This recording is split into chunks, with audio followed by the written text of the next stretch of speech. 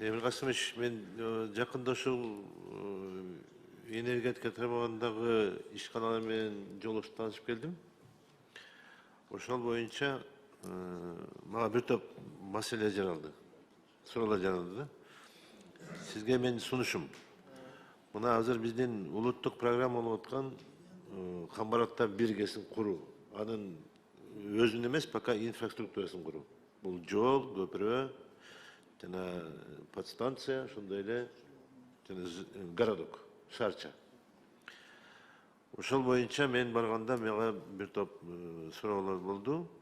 Мен сизге сунушум, силерде баягы биздин РИК деп коесуңар го? Ошол смета боюнча. Ошол сметанын баасын бир карап чыгышыңар керек срочный порядке. Анткени ал жерде маселе бар. Сизге да маалым болуш керек бул. Ошол маселени карап чыккыла. Себестоимость боюнча карап чыккыла ошол маселеден. Анан дагы бир маселе айлык маяна тууралуу. Конечно, силер көтөргөнсүңөр. Мен бул боюнча маалыматым бар, жана депозит менен көтөргөнсүңөр. Ошол иш-чараны дагы улантыш керек. Дагы улантыш керек, себеби дегенде азыр орточо айлыктары где-то бир 50 миңге чейин барып атат.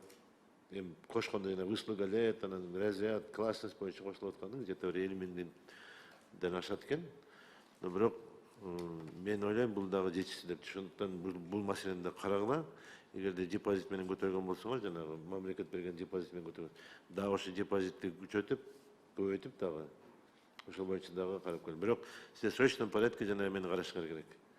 Себестоимостьтердин, материалдын себестоимостьтердин, ошол кылынып аткан услугалардын себестоимостун карап чыгышыңар керек. Бул маселе да бар. Муну сиз жакшы билсеңиз керек. Бизге маалыматыңыз бар бул боюнча. Уруксат болсо, Кулубек Кушаев жооп берип коеюн. Ошо Камбарат эгесинде сиз айткандай азыр 5 багытта жумуш жүрүп жатат. Бул биринчи баягы туннель 166 метр туннелди даярдап бүтүштү. 18 километр жолду куруп атат.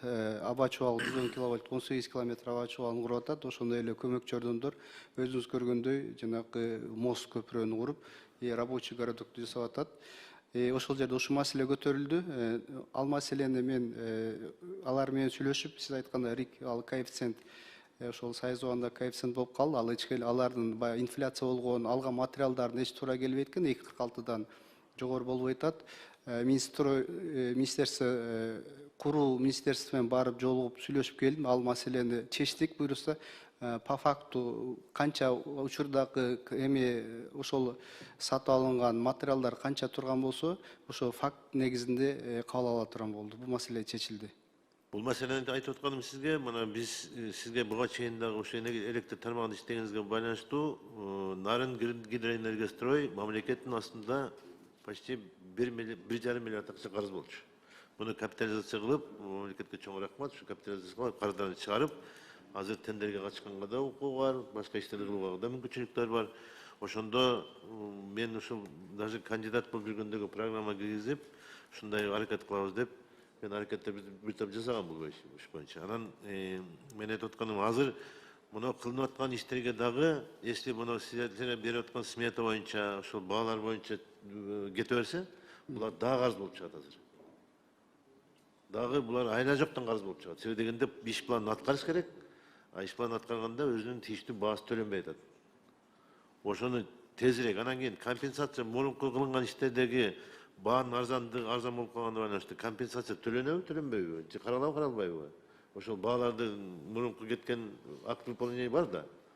Ошолордун акчалары каралабы, каралбайбы?